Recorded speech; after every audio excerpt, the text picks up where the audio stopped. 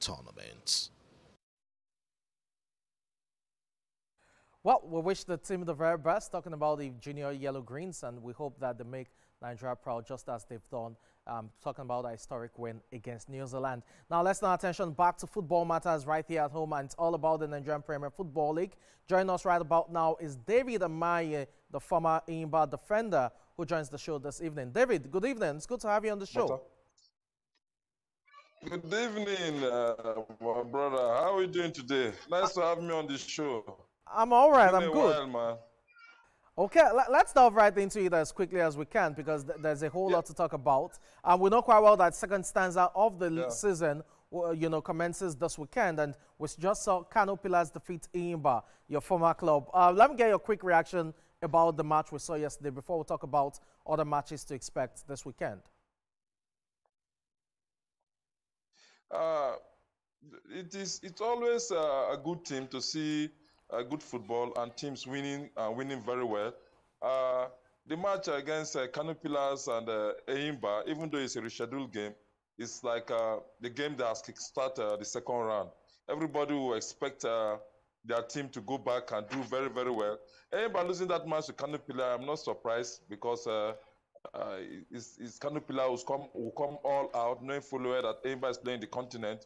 With the inclusion of Brandon Day and other big names that are coming to the teams, they will definitely want to do their best to see that they win that game. And of course, that's why they won. And that's why I say I'm not surprised. But it's a good thing. But I'm not happy because it's my former team.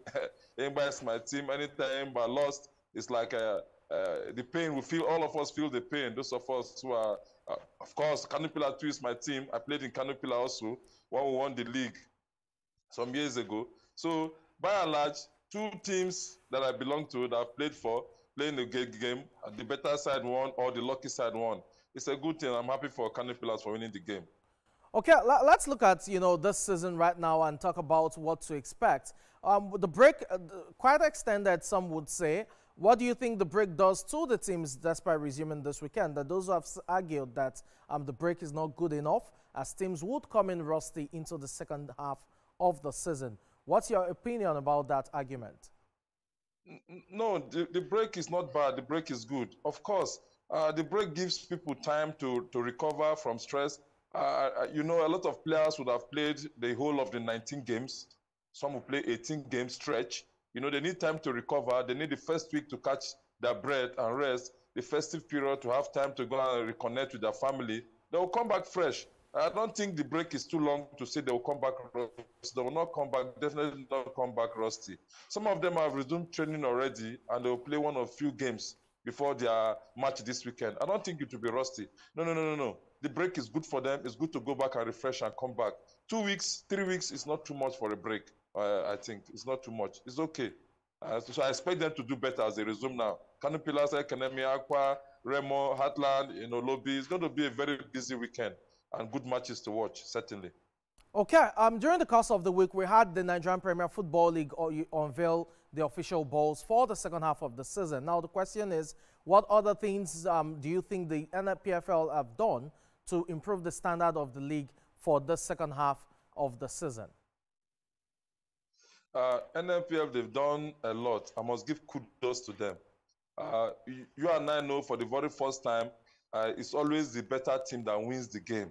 Unlike those days where everything win at home at all costs. If they are good or not, as long as they know how to run around, play the politics, or win the game.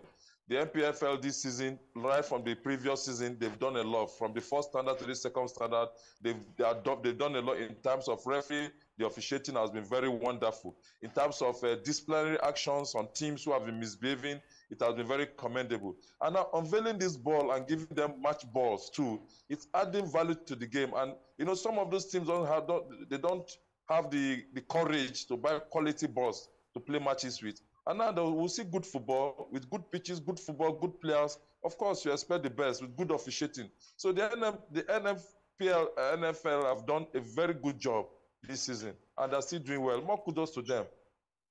Okay. They've done well, and we appreciate them.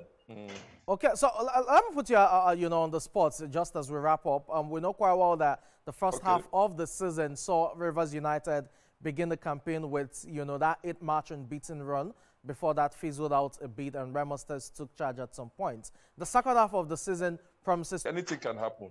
Our fingers are crossed and we're hoping for the best.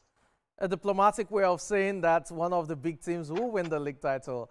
David Amaye, thank you very much for your time on the show this evening. Thank you so much, bro.